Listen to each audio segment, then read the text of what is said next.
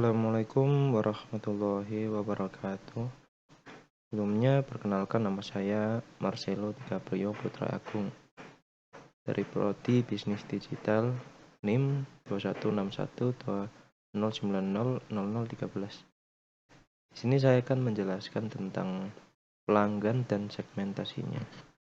Sebelumnya, maaf jika suara saya agak mendengung karena lagi nggak enak badan. Pertama, kita harus mengetahui apa itu pelanggan. Pelanggan adalah seseorang, kelompok tertentu, instansi, lembaga, atau organisasi yang membeli, menerima, mengkonsumsi, atau menggunakan produk barang atau jasa yang ditawarkan.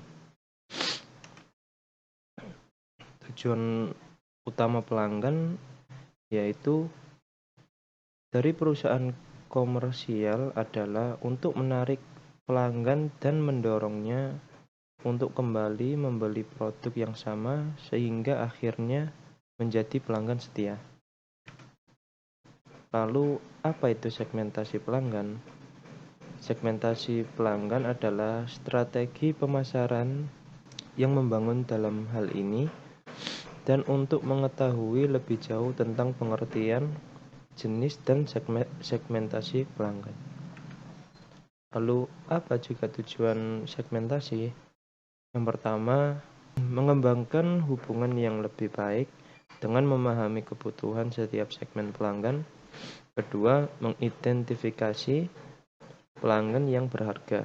Ketiga, mengidentifikasi peluang cross-selling dan upselling.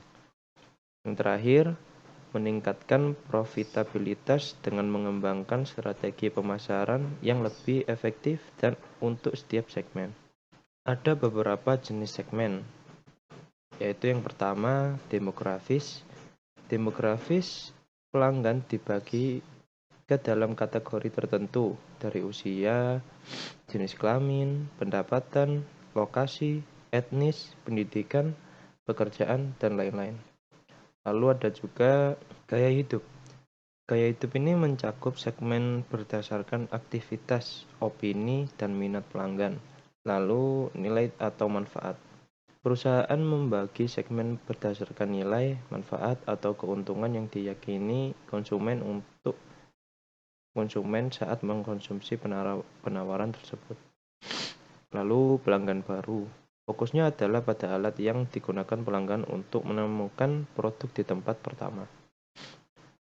Yang terakhir, pelanggan tetap.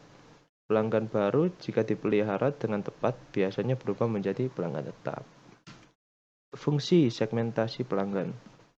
Pertama, mengoptimalkan harga jual. Setelah melakukan segmentasi pelanggan, bisnis lebih mengetahui kondisi keuangan serta status sosial pelanggan. Hal ini memudahkan bisnis dalam menentukan harga yang sesuai kemampuan pelanggan dengan manfaat yang ditawarkan. Dengan demikian, Anda bisa mendapatkan omset maksimal. Kedua, mendorong pertumbuhan bisnis. Segmentasi pelanggan mengarahkan bisnis untuk membuat strategi pemasaran yang efektif.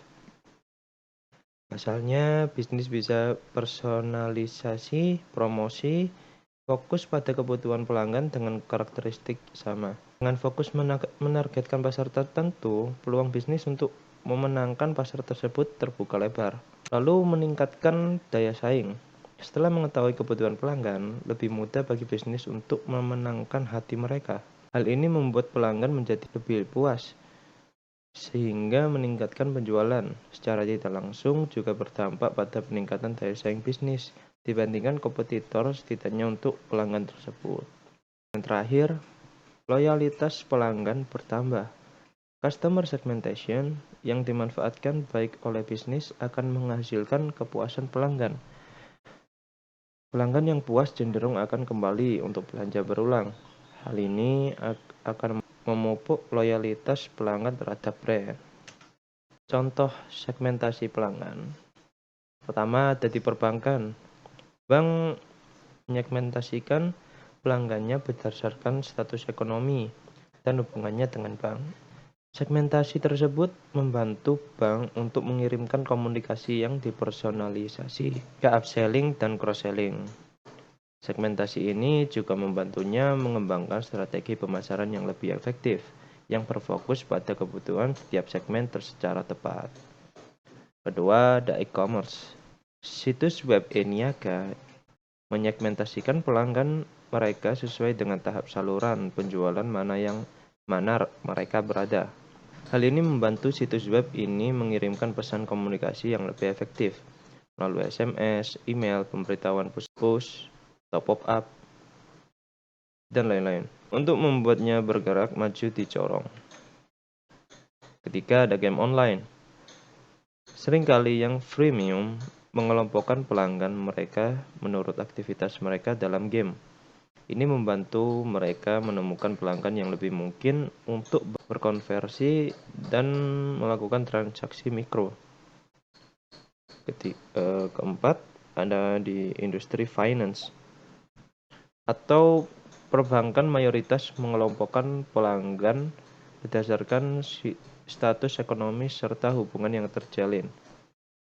Segmentasi pelanggan mempermudah bank secara personal menghubungi pelanggan untuk melakukan cross-sell dan upsell, termasuk untuk menentukan strategi pemasaran yang efektif sesuai kebutuhan pelanggan dalam satu kelompok.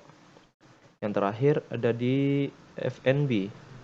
Industri F&B memiliki banyak tantangan sehingga sulit bagi mereka untuk meningkatkan penjualan tanpa melakukan customer segmentation.